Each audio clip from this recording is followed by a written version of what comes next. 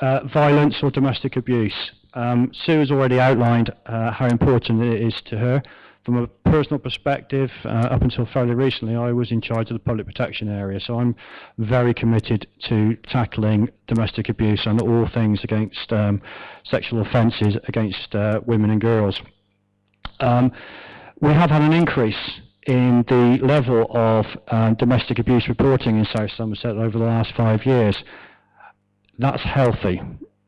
Domestic abuse increase in reporting, as far as I'm concerned, leads to an increase in confidence. Victims are more willing to break out of that cycle of abuse and come to the police and look to improve their situation. And I can tell you, in the last 5 years, we're much better at working with our partners in trying to improve the situation for victims of abuse. We've done a lot of work with our partners to improve education in schools, to support children that are affected by domestic abuse, to work with various agencies, including the local authority, for better reporting, as well as what we need to do from a policing perspective, which is robust investigation and effective investigation, and really supporting the victims through, putting the victims at the heart of it. You will have heard nationally the HMS's government have been rather dismissive of the domestic abuse performance. We are committed to improving this. There is more that we can still do, and I'm determined to do so. Antisocial behaviour, this is a success story as far as I'm concerned, and it's always good when you have a presentation produced for you, you then go back and check your figures and find that the figures are wrong. There is a typo in the top line there regarding antisocial behaviour. It says it's reduced by 13% in the last 5 years. We've rechecked the figures, and I checked the figures just before I came out, and it's reduced by over 30% in terms of calls per month received to the police. Everyone can argue over how you produce figures, but generally antisocial behaviour is being driven down.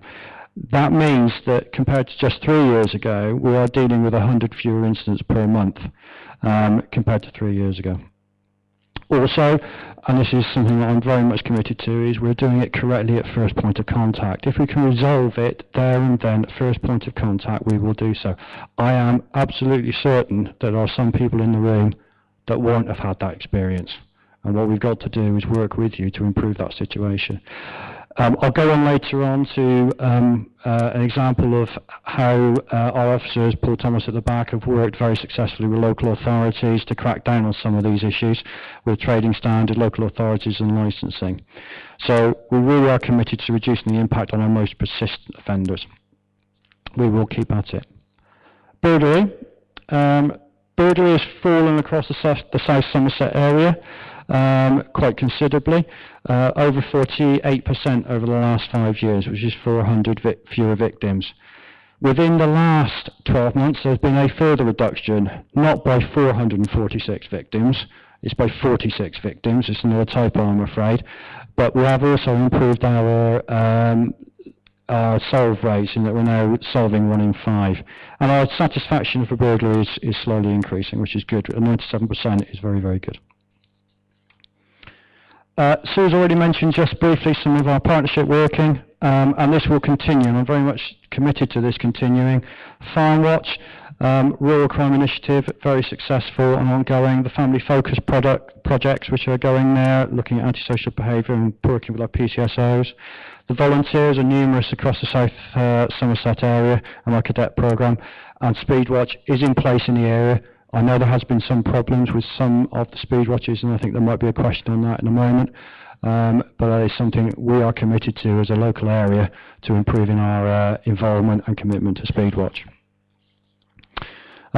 Always like to try to pull out some good news stories, and I will also repeat what Sue said in terms of the dedication and the professionalism of the officers in Avon Somerset and South Somerset in particular.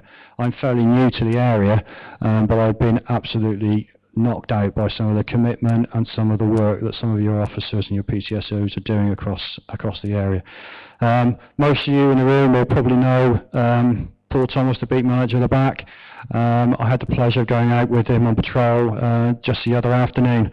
And he was very keen to tell me about a successful case in Coca-Way, which was really about working very closely with Raglan Housing to really sort out a problem that was very local, very particular to the residents of that area, but sorting it out through a combined effort, and eventually that individual is now no longer in the community and has moved out of the area.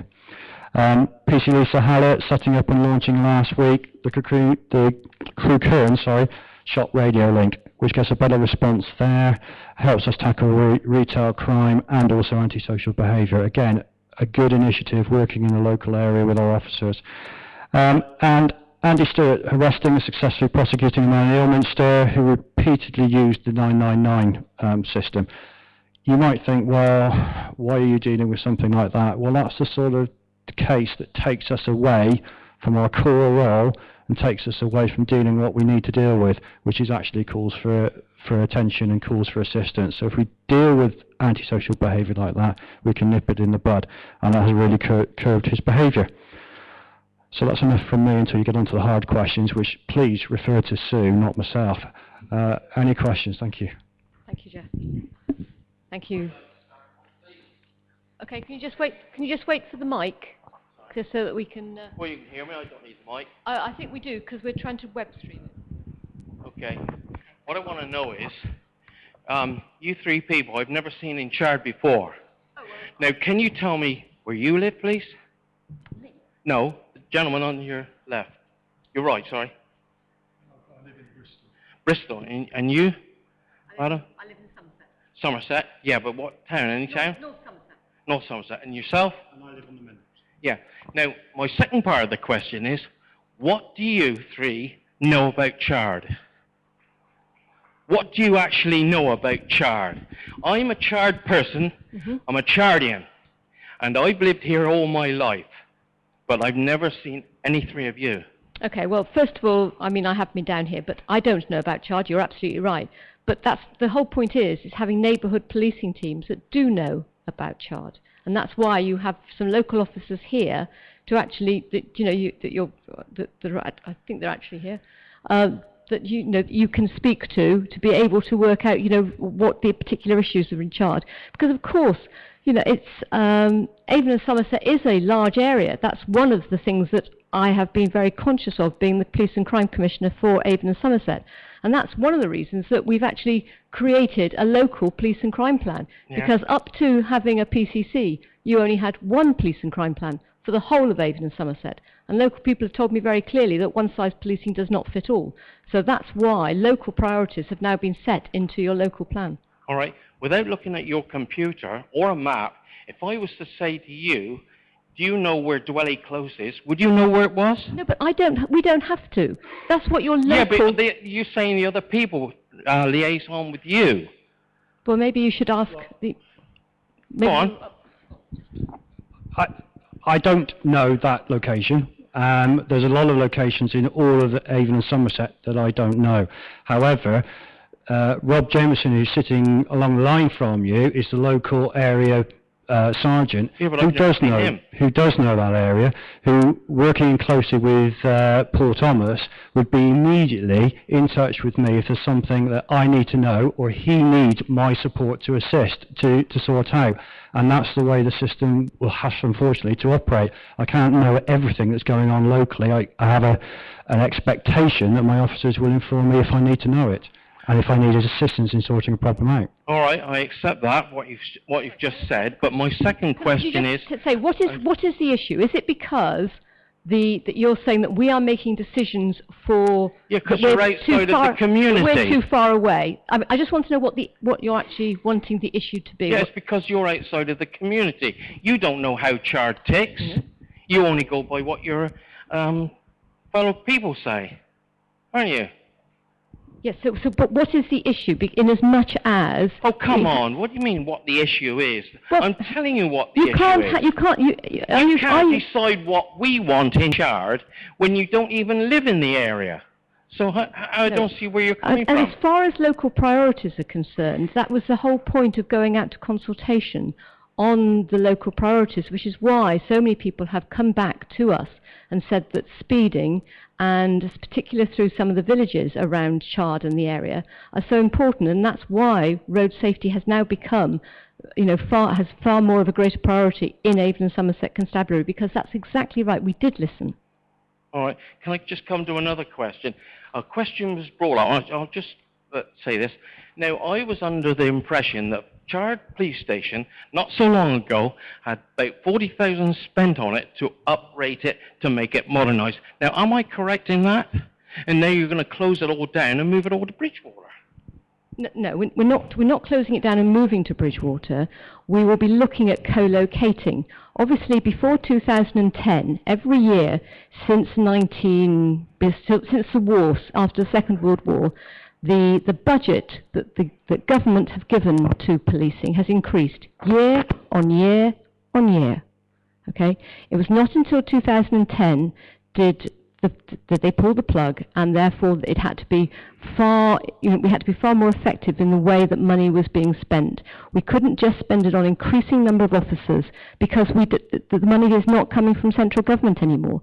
So of course there were going to have to be changes, but we're not moving the local neighbourhood policing teams to Bridgewater. We are definitely not doing that.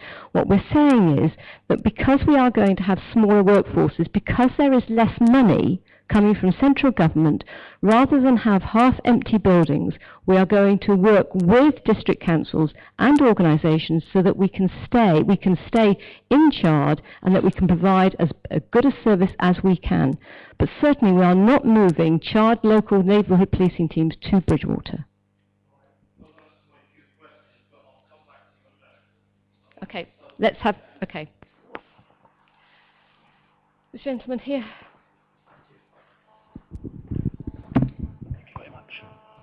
Good evening.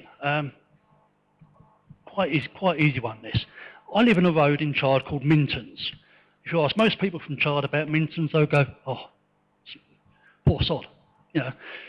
We've got constant low-level crime going on. We've got antisocial behaviour going on all day, all evening.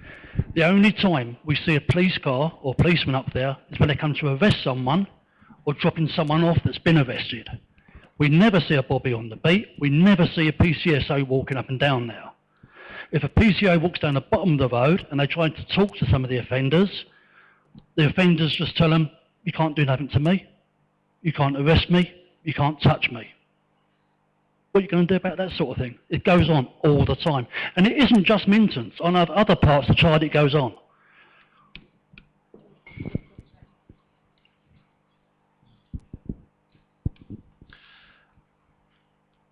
I can understand your concerns, and when things are happening on your doorstep and you start to suffer the frustration of, those apparently not being resolved, then we can understand your concerns, and that's one of the values of coming to a meeting like tonight, so we can test that. There is a neighbourhood team for your area, and we know from experience that that often people don't see the police in their street, because when they're out at work, they don't see the officer patrolling or the PCSO patrolling or the car. Okay, well, you'll be better sighted. I accept that.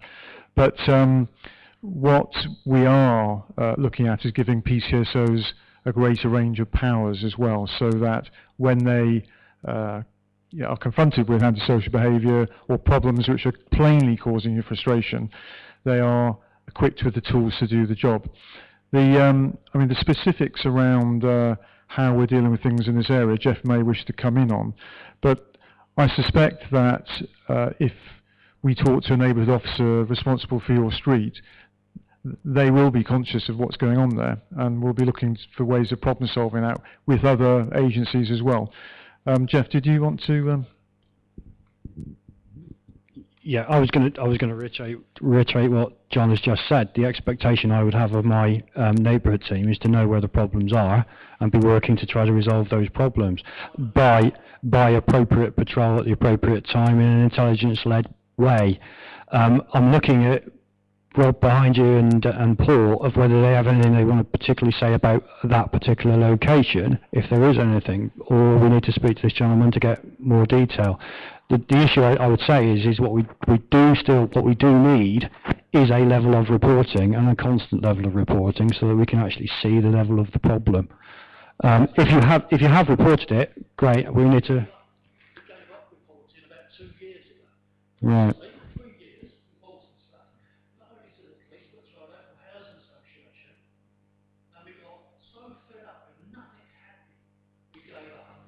To the point where my children won't go and play outside. What do you think? Oh, 4 kids, what are they, 5, 6? No. My son is 12 years old and he won't play outside because of the bullying, because of the constant hassle. And have you made contact with your local neighbourhood policing teams? Do you go? Have you? I don't know whether you have packed meetings here. You get a bully. Do you have neighbourhood forums? We're here to a couple of hours on Thursday, aren't we? They have a drop-in session here for the police. Have you attended that? Yeah. And what's happened? Nothing. That's why I'm here now. Okay. All right. Well, you make some very good points, and something that we will raise with the local neighbourhood policing teams. But as far as, let me just try to what we're trying to do.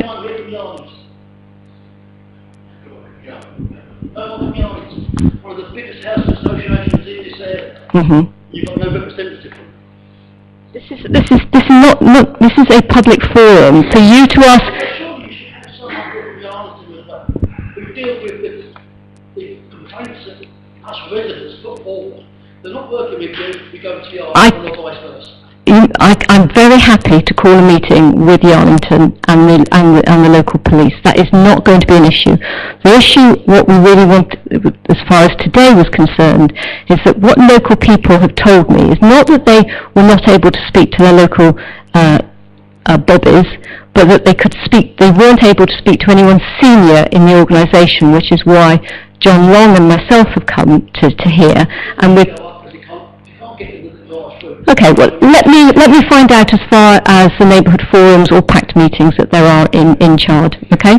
But very happy, if you give me the team your details, I will follow that up. Okay, the lady in, yes, thank you. Hi, sir.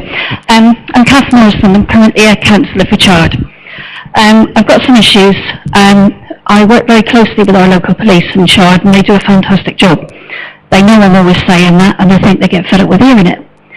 I'm very concerned that you're talking about closing Chard Police Station. Chard is the southernmost point of Somerset, the furthest away from Portishead. It is on the borders of Devon and Dorset. There is a lot of work that goes on with the Chard Safer Neighbourhood Policing Team, with Devon and Dorset. I have been a part of that. They are very proactive in the 3 towns of Chard, Ilminster and Crewkerne. But as I'm a Chard councillor, my main concern is obviously Chard. Approximately 6 or 7 years ago, a new cell was built onto Chard Police Station, taking up the old garage. The idea of this was to take in anybody who do not need to be taken to Yeovil to be put into custody. And it has worked very well. If we have to take somebody to Yeovil, or Taunton, or in some cases Bridgewater, then those 2 officers, or even 1 officer, can be out of the system for approximately 8 hours, which is primarily most of their shift, which then leaves us short-staffed. So I do have concerns with that. Chard is very supportive of their PCSOs. We did have 6 up until Friday. We've now got 5. One's already gone to Yeovil. He started his position in Yeovil on Friday. So we're now down to 5. Now our PCSOs in the 3 towns work very well. They're a bridge between the community and the PCs that are doing the 999 calls. So they're a very important part of any police force. They build up relationships with the public, and they are very good relationships gathering information that you require. So I would say, please rethink what you're going to do about the PCSOs. I understand what Sue said earlier, that 50% of the PCSOs in Avon and Somerset are all in Somerset, and I know Avon's not very big. But then we do have lots of rural areas, which they do police, they do go around, and I'm sorry to hear that the gentleman hasn't seen them at Minton's, but I have walked the beat with the guys on several occasions, and I know they try to go as many places as they physically possibly can. Also, I've heard that we're thinking of building a new station in the Oval area. Now, if this is true, closing stations to build another one, I think is a waste of money. Because basically, you could revamp some of the stations that we've got. Maybe have a look at it. But again, let's start thinking about the future. Bridgewater's already been built. It's already not fit for purpose. In that when it was planned, you had the idea of putting X amount of staff in it, but you can't make fit a million that some of them's now going to go to Somerset. So, yeah, you can look puzzled, I get my information. Well, So, I would like you to rethink. I think the schedule for closure is something like about 16, so I think it's time to think about what you're going to do with the closures to save money. okay, well, let's talk about... You see, it's very easy, isn't it, to say we could keep Chard Police Station open. Okay, we keep Chard Police Station open. But you also want PCSOs. You also want officers. We have £35 million I've got to save the next couple of years, £50 million in 2016. How are we going to do that? We can't get a mortgage in the police service. We have to produce a balanced budget. If there is less money, there is a very hard choice that has to be made. Well, we already have done that. We've already done that. We've already reduced the chief superintendents from 6 to 3. We've already reduced the chief officer group right down as well. So I'm very conscious that by decreasing the number of senior officers, because they are expensive, then we can keep more officers on the ground, and we already have done that. But there comes a point when we've got 2,800 officers and 2,500 staff, that you do need certain managers and you've got to have certain supervisors. But I have taken that message very much on board, and the constabulary have already made those changes. So, and let's just go back to Chard Police Station. It's not this is something that's not going to happen for till 2016-2017 at the earliest. We are talking about co-locating. We are talking about various things. It's not being agreed what we're going to do. But and I get the message very clearly, but try to put yourself in that you have to run a budget. You have to run like a household budget. It's just got another nought and a few millions on the end. At the end of the day, we have to have a balanced budget. So if we have buildings, we have less staff. That's all there is to it. And I want to reiterate that if we want officers on the street, we've probably got to have less bricks to look after. I just want to return to the point about Bridgewater, though, and I acknowledge you say, Councillor, that you had your sources and so on, and you raised some important points. But it won't actually be the case that an officer who arrests someone here locally will take a detainee to Bridgewater and then be stuck there for 8 hours, because actually those centres will have people who will take the detainee or prisoner away from that officer and allow them to come straight back to Chard. That isn't something that happens at the moment when officers and staff take detainees to police stations. They have to stick with it, as you say, quite rightly, for the full 6 to 8 hours. And we know that with paperwork and the court processes that have to be observed, that can be very time-consuming. But in the new centres, they will take their detainee there, they'll make a short statement, and then they'll be back out on the streets. So, the end result of that is that there'll be more time spent on the street rather than less. And what we've done in making choices about our resources is shifted money and people away from the back office, away from senior ranks, away from chief officers, and put them into places like Bridgewater and local policing areas, so there's more staff going to be available to police the streets than than there was previously. We found our savings elsewhere. But places like Bridgewater allow us to adopt, a more modern method for dealing with our prisoners, use the technology and so on. I think Jeff might just want to add a couple of things about the local issue there. Yeah, I was going to reiterate about the custody issue. In terms of, you mentioned about Somerset, and I raised an eyebrow at that in terms of staff not being able to get to Bridgewater or not fitting into Bridgewater. I'm not familiar with which staff you're referring to, but in terms of response officers and our neighbourhood teams, they're still going to be locally based and locally deployed. So they're not moving to Somerset. Some of our specialist resources are going into Bridgewater, like I said, like the CID, but they're not locally based at the moment anyway. So in terms of the PCSO numbers, we can discuss the PCSO numbers. Yes, one of them did move this week or on Friday. That PCSO was due to move under the restructure anyway. Voluntarily wanted to go and have gone because of a particular reason at Yeovil. The issue of the overall numbers of PCSOs, I'm delighted to hear that PCSOs are so favoured. They do a fantastic job. They have been really, really successful, and you definitely don't hear that all over the country, I can tell you. And I really like the fact that you do value them so much.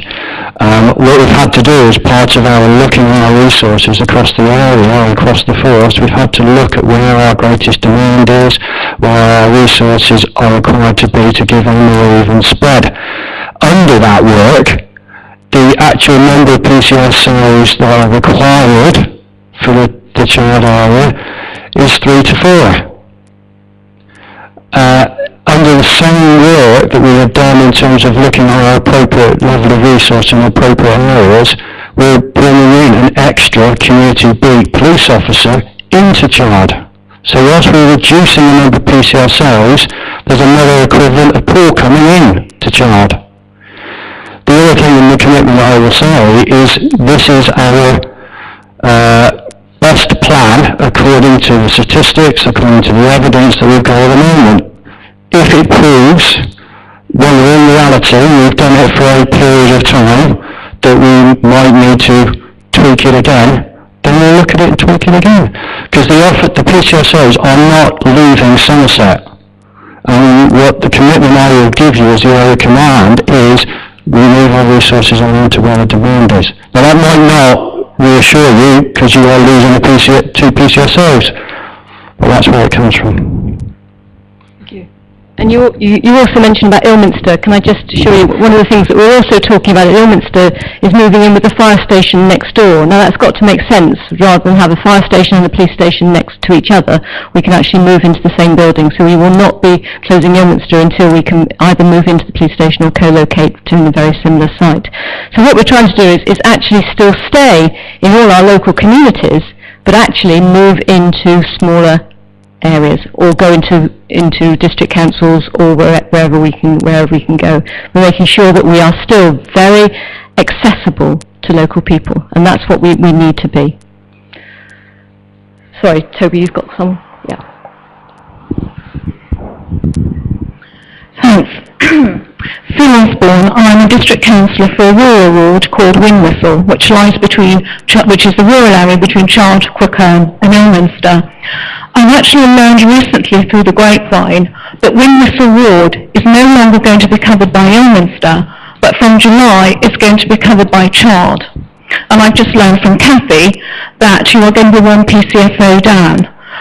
We've had a very good team of PCSOs serving us from Ilminster, and I'd publicly like to thank Karen, Pack and John for the work that they've done. I'd like reassurance from you and also to know what is your thinking behind putting Winwhistle, a rural area, into Chard, which is highly urban and has perhaps slightly different issues. And I'd also like a reassurance, and I welcome what the Commander has just said, that the service to my rural area will not drop. There is a saying, when cats are away, mice police will certainly play. And I'm also concerned that the local knowledge that has been built up by our PCOs is now going to be lost to us, and local knowledge is something that money cannot buy. Yeah, if I can, I totally agree with you in terms of the local knowledge and local experience, and that is an area that I am keen to try to maintain if I can, but unfortunately you look at where the greatest demand is with a level of visibility, and unfortunately that's the way we've had to make our cuts. In terms of the placing it into the charred urban area, as you call it, part of the work that's been done is to look at the managerial management of the areas. So what we've gone into is a system of clustering, whereby that ward has now been clustered into the charred area, so we'll therefore have a sergeant looking after that cluster. It's a managerial aspect as much as anything else. So in terms of your individual and the individual that you're losing, yeah, we had to look at it some way, and I will continue to review it, and if I need to revise it, I will do so once I've given it a time to bed in. Okay, gentleman at the back in blue jacket. Good evening, Michael Covey. I'm an outsider really, because I've only lived in Chard for 11 years. I have to agree with the gentleman over there that in my 11 years of living here, I've seen 4 PCSOs over a period of about 5 days in 11 years.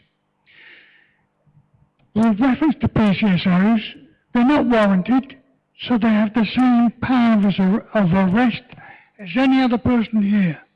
Why do we pay so much for them to walk around in a uniform, and at the end of the day, a PCSO earns somewhere in the region of £18,000 to £23,000 a year? Now, with 6 of them, although we're down to 5 now, that's £100,000 a year. I'm sure CCTV would be far more beneficial than having a policeman, or someone looking like a policeman, standing around. As the gentleman said there, he's got people that have got ASBOs or whatever, and they can't do anything. And I have spoken to a few policemen not in this area who at the end of the day had a problem with a local person, and 2 PCSOs stood back and watched him. Why? Because they weren't paid to jump in. With reference to response times with PCSOs, if you are, and Sue, I wrote to you about this, if at the end of the day we're cutting down on the PCSOs, with the expansion of Chard and the local area, what's the response time going to be? And at the end of the day, the other thing being, with reference to the IPCC, I emailed the IPCC, I got a reply saying, thank you, we'll respond to you. 10 days later, I sent another email. They sent back, thank you very much indeed, we'll respond to you. Eventually, I wrote a letter to you, Sue. No reply. I ended up phoning the IPCC saying, what's going on? Why can't I get a response? Now, if that's the response from you, I can see why that gentleman's talking about the response from the local police. Mr. Cody, have you had your response now? Sorry? I've had your response. Right, okay. But not on those questions that I've just given you there. And I think we also apologised to you, did we not? Yes. Thank you. Thank you. As far as the IPCC is concerned, then that is a separate organisation that I cannot, that they are having extra resources being given to them.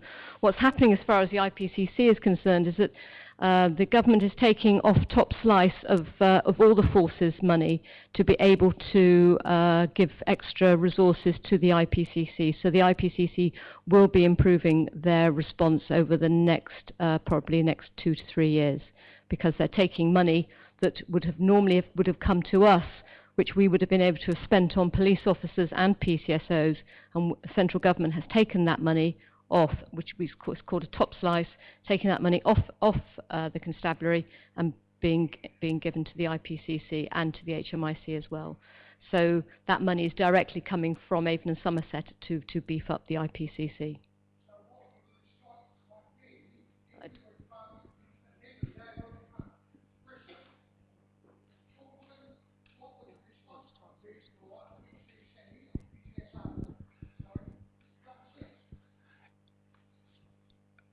We have a set response time according to the information that is given to us on the initial call in, be it a 999 call, be it a certain life at risk type information. We will respond within so many minutes.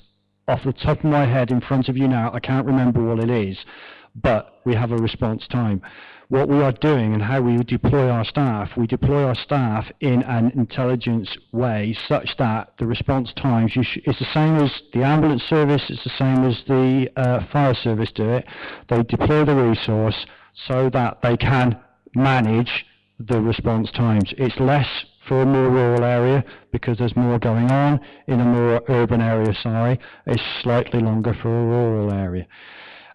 So the response times, our management of our staff, their initial deployment might be from somewhere slightly different or slightly further away, but they will still maintain our response times.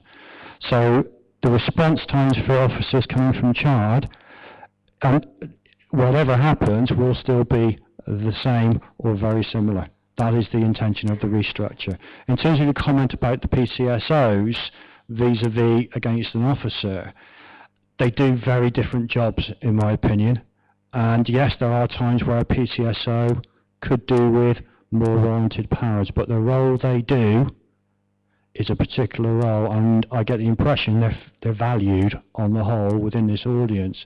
But they do a different job to a police officer. But the response to a threat to life or a response to an urgent need is from the police, and we will maintain that. Yes, I'll just reiterate what was said there. I mean, the PCSOs pass on very important information about what's going on in their community to regular officers. They engage in all sorts of levels that, simply put, a regular officer or a neighbourhood officer will struggle with if they're dealing with prisoners and other matters of crime. We're very committed to having community policing and neighbourhood policing, and PCSOs give us one of the ways that we can make our resources stretch across communities to do that. There are something like 2,800 police officers in Avon and Somerset, which polices 1.6 million people.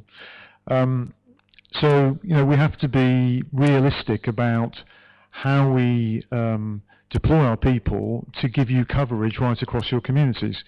And many communities, and I quite understand there are differences of view around whether you want PCSOs or police officers in your community, but by having PCSOs, it gives us a chance to do both. It gives us a chance to put police officers in your community, but also have a presence on the ground that notices what's going on, that talks to people, that talks to your counsellors, that talks to young people, and gets a sense of what's happening on the ground. And across the area, we get a really good response about PCSOs, and where in other parts of the country they've been taken away, there's been uproar, and we really don't want to do that. We have to be smart about how we deploy our officers, and in terms of where they're located, although we've been very open about saying we need to consider where our police stations are, where our buildings are. The 27 bases that we are looking at in terms of redeployment across the force area, there are 26 new ones planned. So we're not looking to pull out of communities, we're looking to stay in communities, but not in vast buildings built 100 years ago, which plainly don't allow us to keep feet on the street, And they're tough decisions, and we know that having a front counter nearby, a police presence, a police building is very important to keeping a sense of communities. And our commitment is that we are going to stay in your community, we're going to stay in Chard. It might not be in the same building, but we're going to be here, and neighbourhood policing is going to be here, and part of that will be PCSOs. And there is also the, the opportunity at your PACT meetings to be able to talk to your local beat sergeants, to talk to your PCSOs, and as a community to raise the priorities that you want those officers to be able to look at. And one of the joys of attending those PACT meetings is that you can choose your 3 priorities, and then those officers and PCSOs have to come back and tell you in 3 months' time what they've done about it. And I've actually seen that in action and in a lot of communities.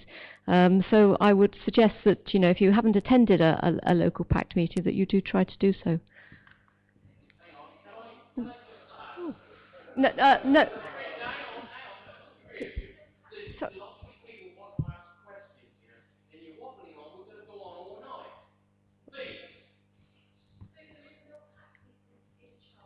okay.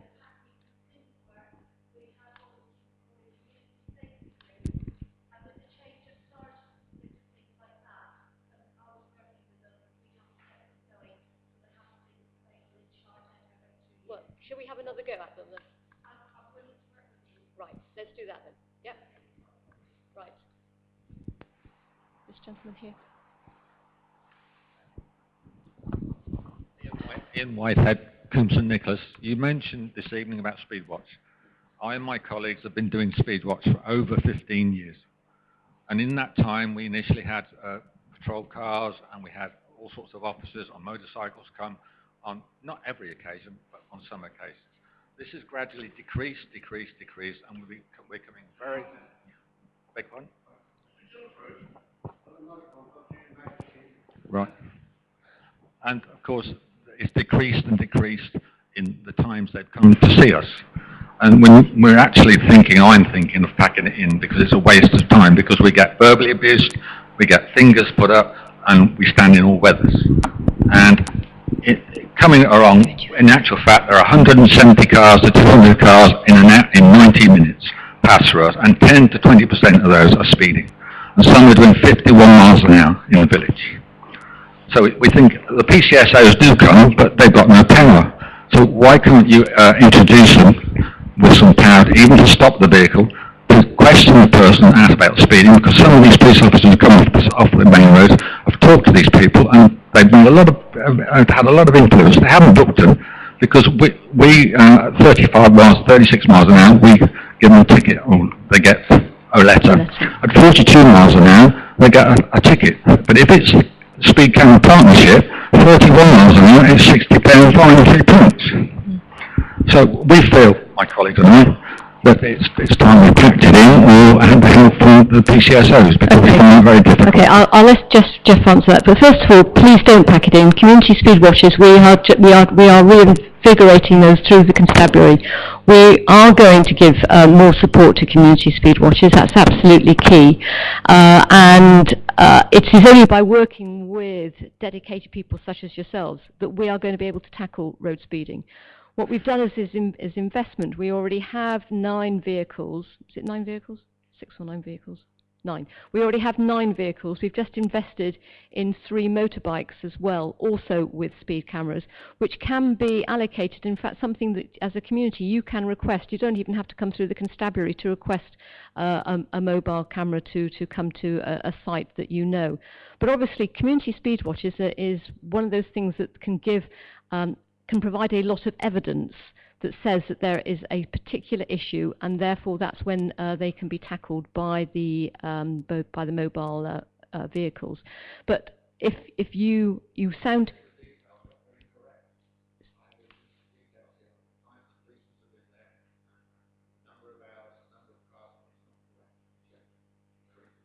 okay, let me see you.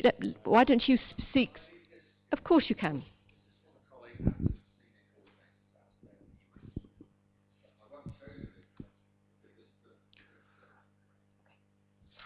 Well, from an operational perspective, I'd be very interested to see those figures, because not that I discount them, but I need to tackle it if you're not getting the support that you should be getting, because I'm being told that you are. You're not getting sufficient. It's insufficient resource. It's not. I would love to give more, but the whole thing as Sue irritated about Speedwatch is Speedwatch builds us up an intelligence evidence base that I can then use to get the resources you need for the enforcement, which is what I'm keen to do. If I'm being shown figures of when they're deploying with you and it's not happening, something's going wrong and I need to address that. So I'll be very interested to see that. Yep.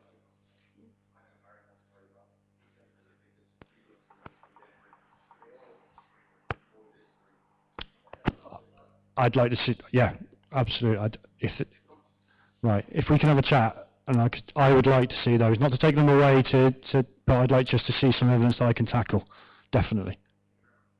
Okay. The gentleman with the blue jumper. My name's Bill Case. Going on from what Ian was just speaking about, it was quite interesting listening to what you were saying originally about controlling speed and all the rest of it. At the annual meeting of the council earlier this month, was it? Yeah. We had a policeman that came and gave a speech, and it was question and answer time, and I put out about, why don't you invest in SIDS? For those who don't know, speed indicator devices. If Chard had 2 portable ones, okay, they've got to be fitted to a post, they could be put around the town at varying places. The 2 main places is the B3162 to Fortin Road. That's where I live, and I've seen cars go down past us at 50, 60 mile an hour on a B road. And down through the centre of the road down through the estate of Glinswood. They are terrible down through there. And the top of High Street when they're coming down over Snowdon. But the response that I got was, oh, we can't afford them. And it came out that they were £750 each. 2 of those would do the job that would be required, because a lot of people never know whether a SID is taking a photograph or just an indicator. So, may I have your response, please? Well, it sounds like a very good idea. I mean, I think it's, again, it is not... It sounds like I'm passing the buck here. It is not something operationally that I can, because I have no direction and control. But as far as speeding is concerned, we get the message very, very clearly that this is really important to local people, and that's why we have now made it a priority for the local neighbourhood teams, for people such as for Jeff, to be able to drive that forward, because the message has come across very, very clearly, particularly in the last year.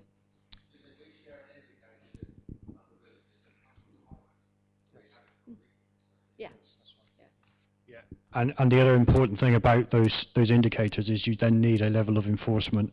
If they're there constantly, unfortunately, people then get used to them and ignore them. So that's why they need to be able to move, and they also need an enforcement behind them, which is something else, again, I'm going to speak to your colleagues about.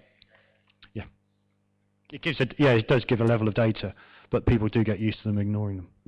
This gentleman in the cream jacket over here.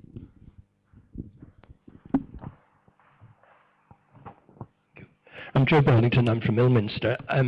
First of all, I want to thank you, Commissioner, for taking on this incredible job and for calling this meeting, and thank the officers for their presentation too. It's reassuring that people give so much thought to doing it in the times that the government imposes the austerity on us. They still seem to have money for the bankers' bonuses, which is our money.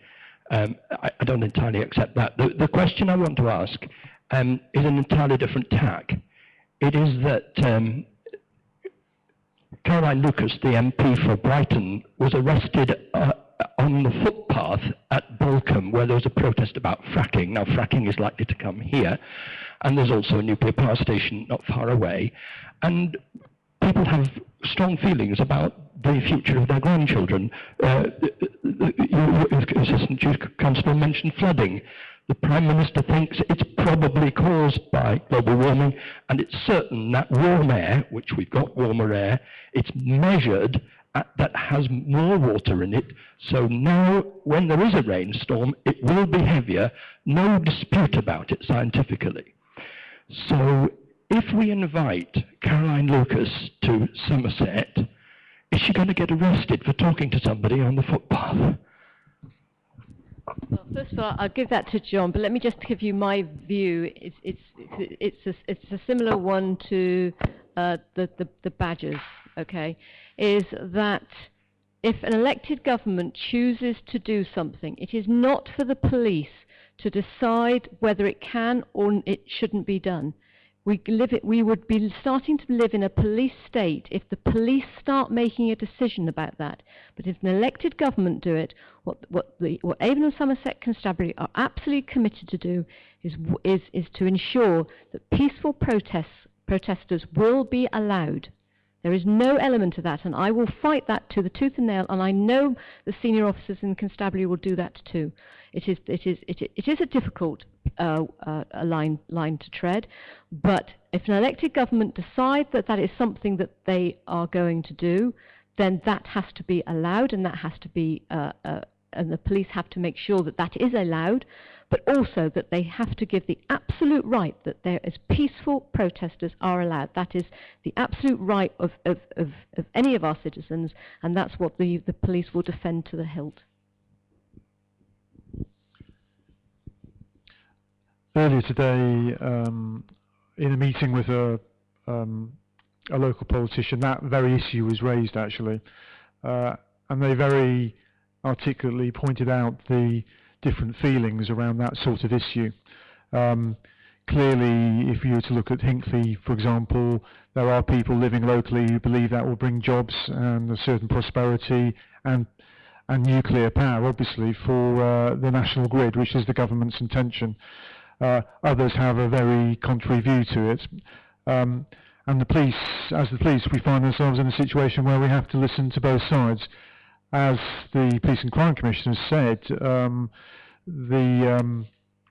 where the government has been mandated for these projects to go ahead, we need to make sure that the business of that isn't disrupted in a way which prevents, a democratically elected government to say what it needs to do. At the same time, we absolutely know that people have a right to protest. I'm trying to think of a situation where we'd arrest someone for just being on a footpath in Avon, Somerset. Is pretty unlikely. Certainly we had various protests last year where I don't recall us arresting anyone for just being on a footpath. And even in something as contentious as the Badger Coal, I think we had 8 arrests the whole year, because we tried to take a balanced view about what was happening, and it was only where criminal offences were committed, like criminal damage and so on, where we took steps. So I think we understand our responsibilities on that. It's difficult to give an answer which covers every single instance of what you're talking to, but we know that sensitivities run high, whichever perspective one brings to those sorts of issues, and we know we have a responsibility to be balanced and fair about it. Does that sort of address your concerns? Yeah.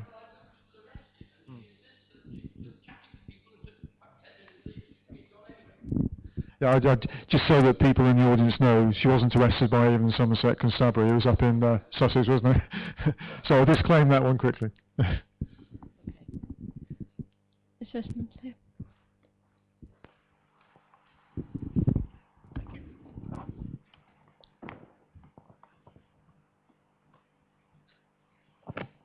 Right. To the camera first. This is my best side.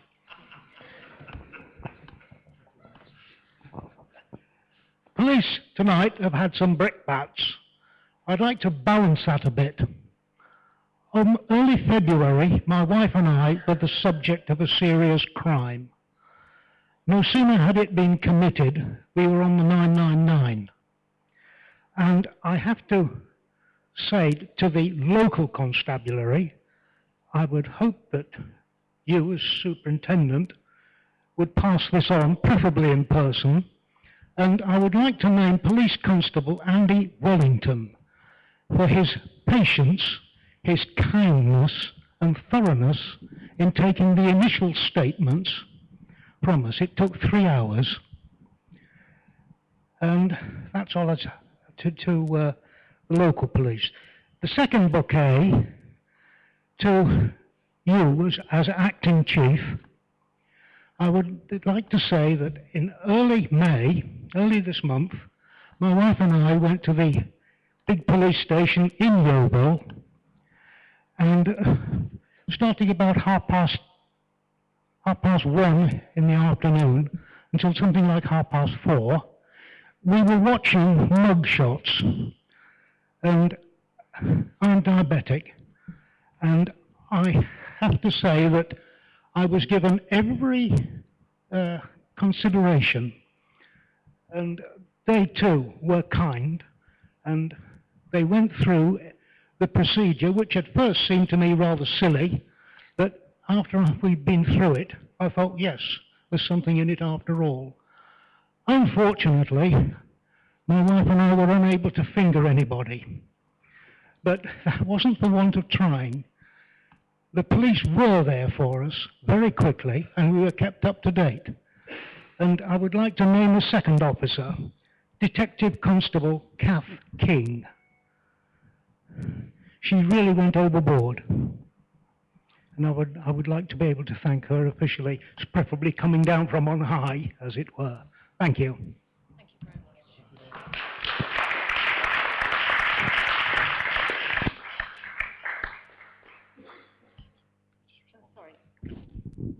I will make sure those comments are passed on personally by myself.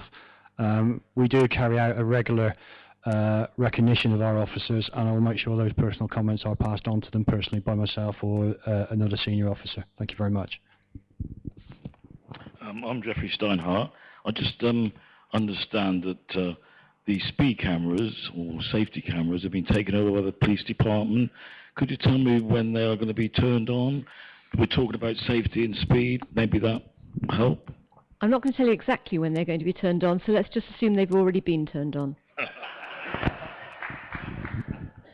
Within the next couple of months, they'll all be switched on.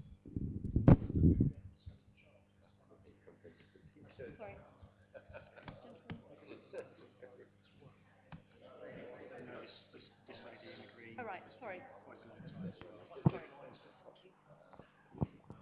Hi there. I'm not proud of what I'm going to say here, but I was actually admitted into a mental hospital.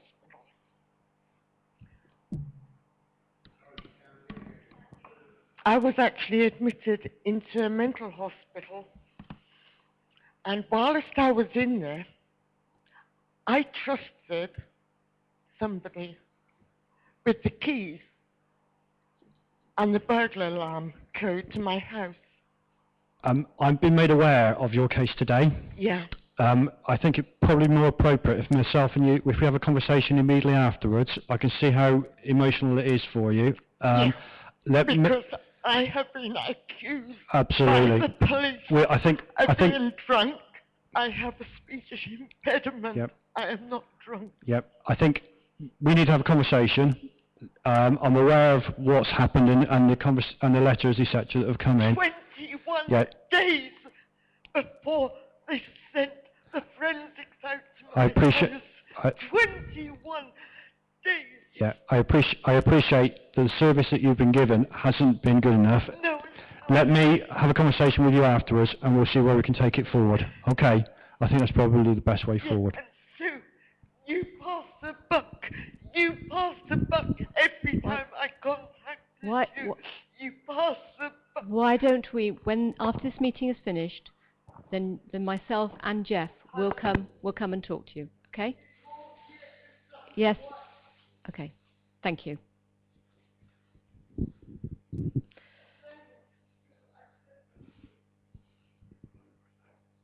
Sorry. We've got another officer you can send. Oh, she's going with Mandy. All right.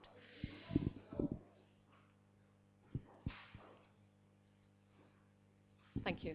Sorry, there's a...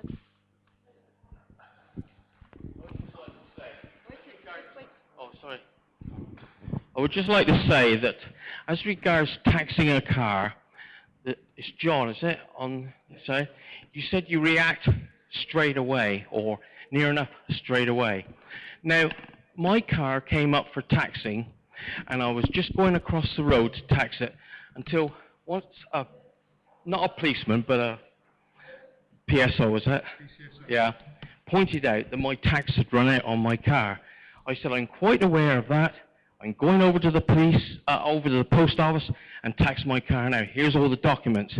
But then, when I go round my daughter's place, like that, I find a car untaxed.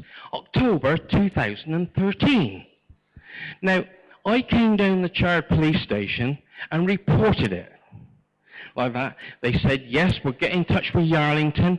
And sure enough, Yarlington had a poster on there saying that the tax had run out, and if it wasn't removed within 7 days, it would be removed forcibly. Now, when I go down a second time, a woman constable didn't know where Dwelly Close come because she was from Bristol, so nothing happened there.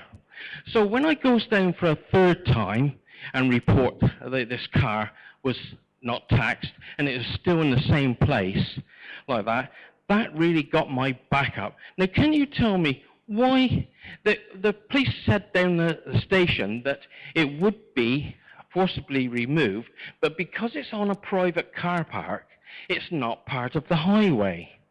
Now, I just don't understand that, because if you just back the back wheels onto the car park, like that, onto the road, you are automatically unlicensed vehicle.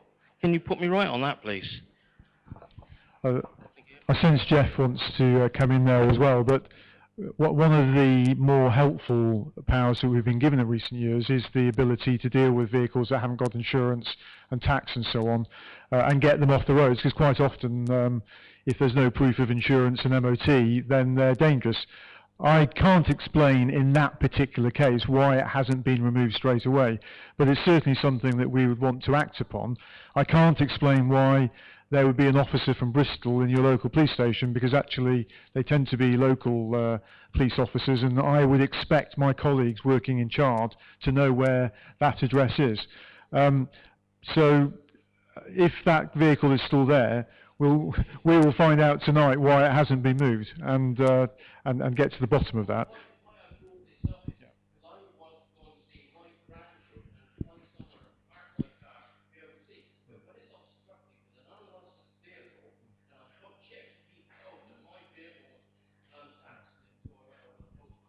Yeah, if it's providing if it's proving an obstruction, it's a different matter again as well.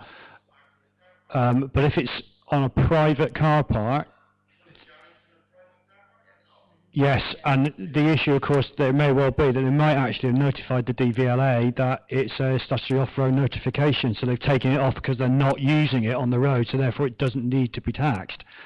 But so what we're going to have to do, sorry, is to check it out, and I will get it checked out.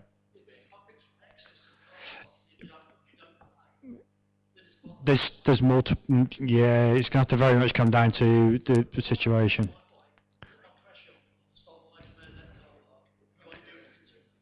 If it's a private car park, there are issues. This is because it's not public property. I will get it looked at. Straight, yeah, I will get it looked at. I just need to make sure you get me the location, and I'll make sure it gets done. I'm going to be busy.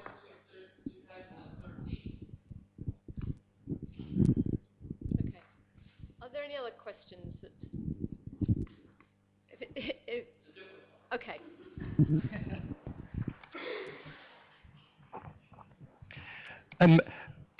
The restorative justice work is obviously very impressive, and the concern for victims is naturally terribly important.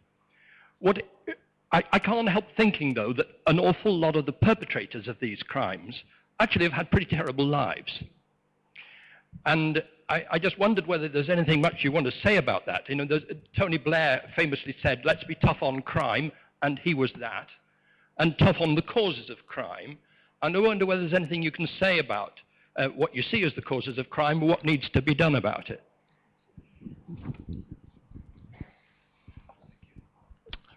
As the Police and Crime Commissioner said earlier, we're very keen to make sure that the victims in the system have their say as well. So forgive me in talking about the, I'm now going to talk about people who commit crime and offenders, but it's not exclusive to people who are victims of crime as well.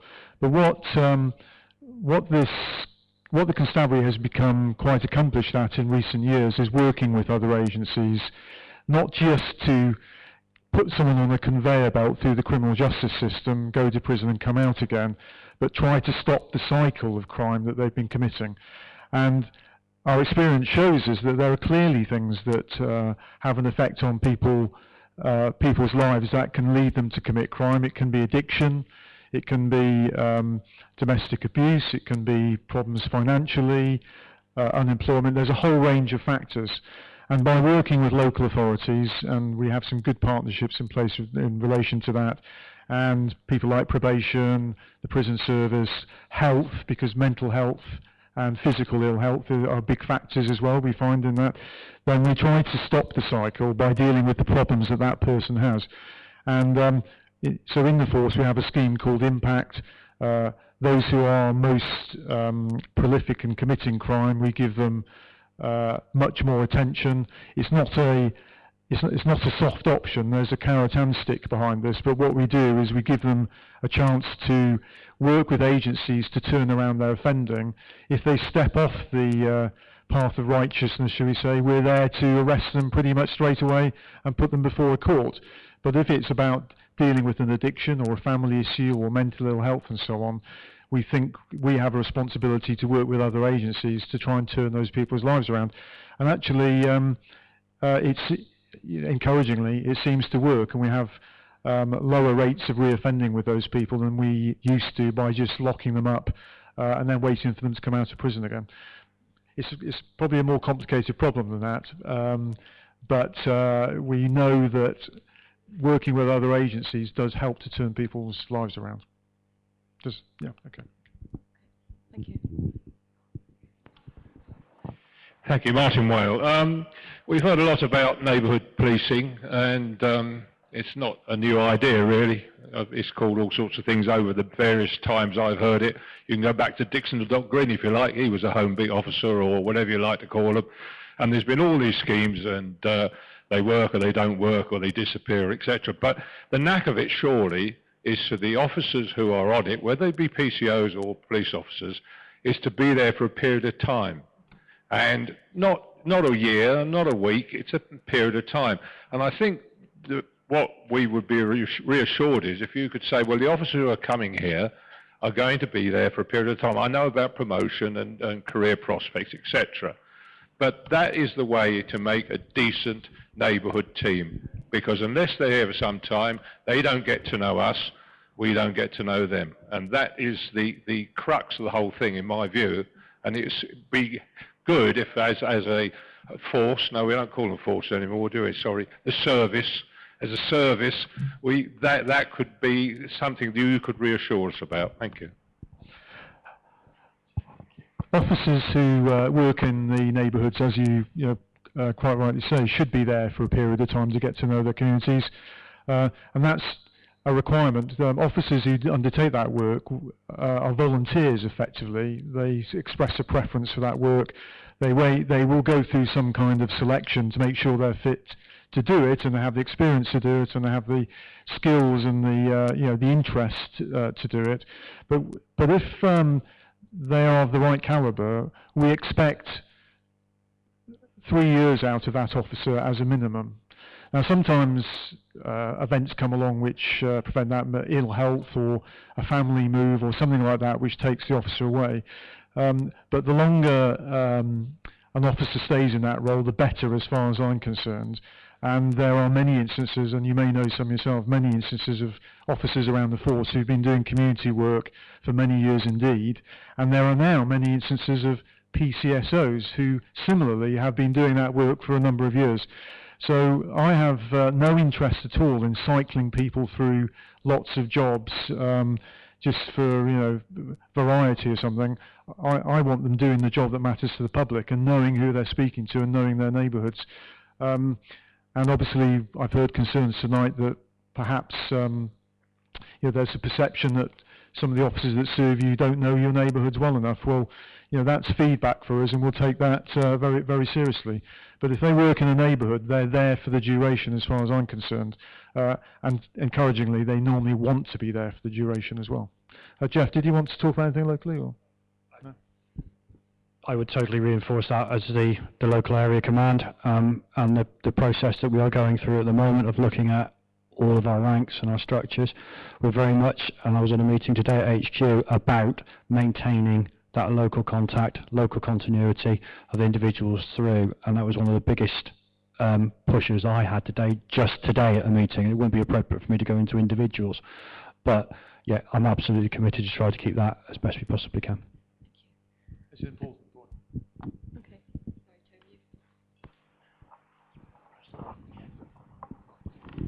Okay. Yeah, Councillor Dave Palmer from Chard. I'd like to give credit to our local police. I know what our beat managers sat behind us here, Paul Thomas, that sort of thing. He is very approachable. I'd also like to give credit to our existing PCSOs, because Lisa Davis, who does the beat in my ward in Jocelyn, she's very approachable as well. So I think, you know, I'd like to just stick up with them on that basis. My concern, though, is regarding the Chard police station. How is it's the response times if something serious should actually happen. Can you give us some assurances that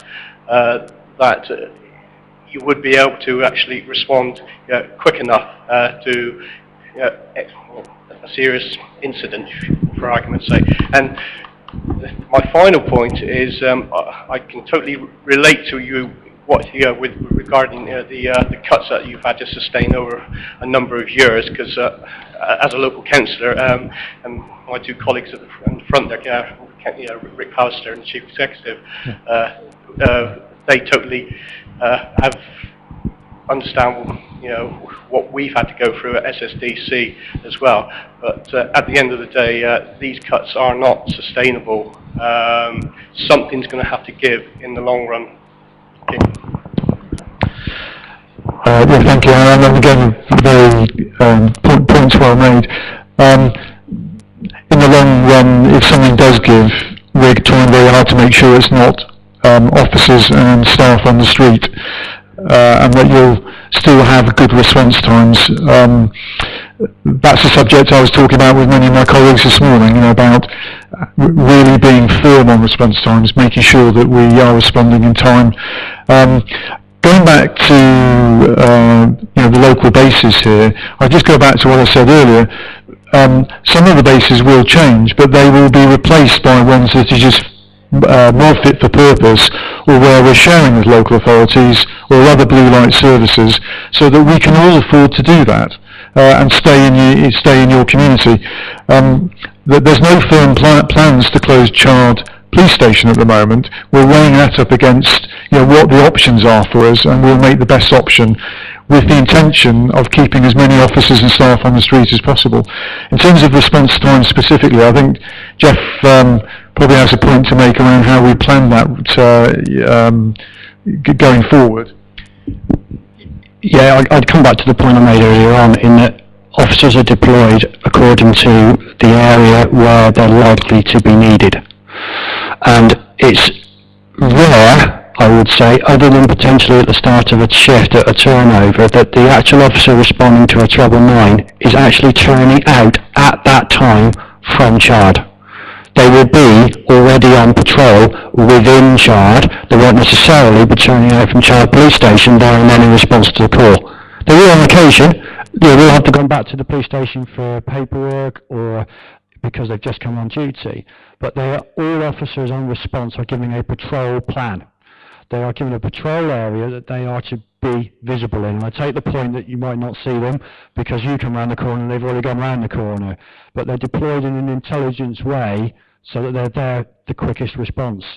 So that some of the officers that deploy out of Chard police station won't be patrolling in Chard. They'll be deployed to the Crewe Kern area, or they'll be deployed to the Ilminster area to respond in the quickest in the response time.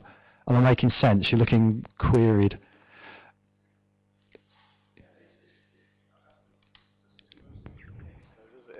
Because officers, we often hear, you know, if you could, ask for police assistance on something, the nearest officer is probably in Somerset or something like that.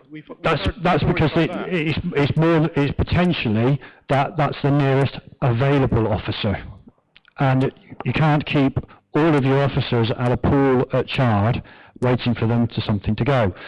It may well be that the officer that's got the response patrol for Chard at that time that second call comes in is already committed to the first call.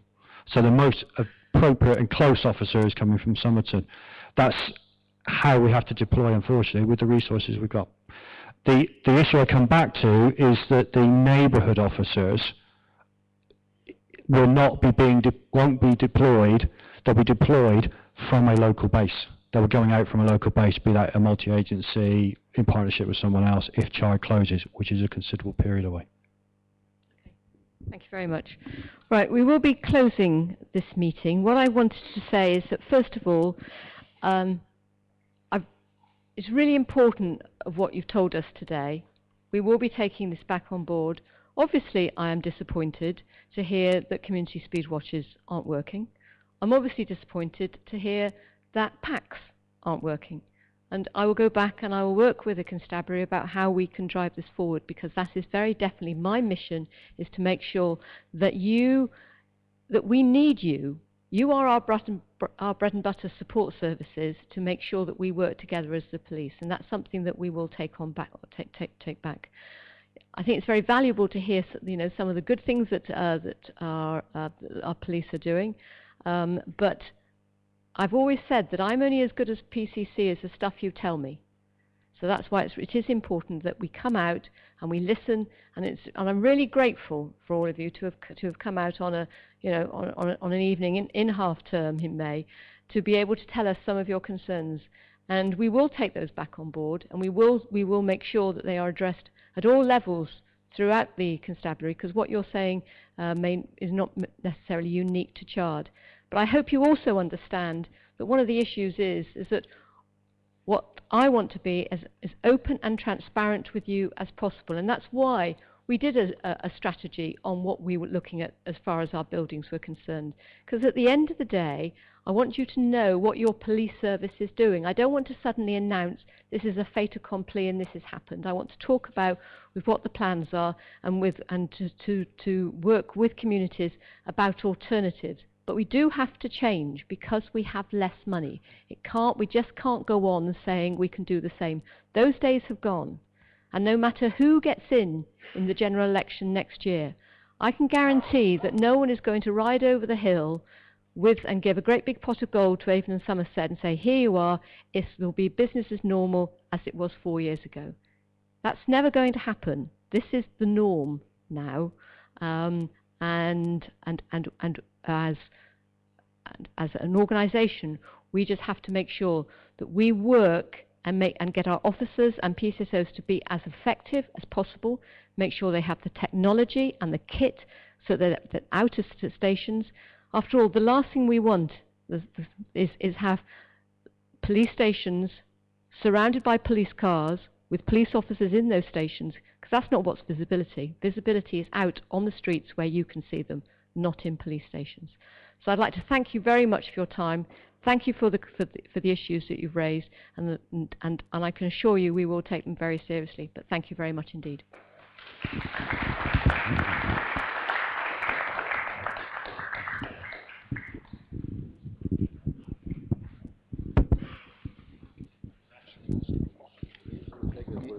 You want to leave results. These are offered to you. This is our interpretation. Right, so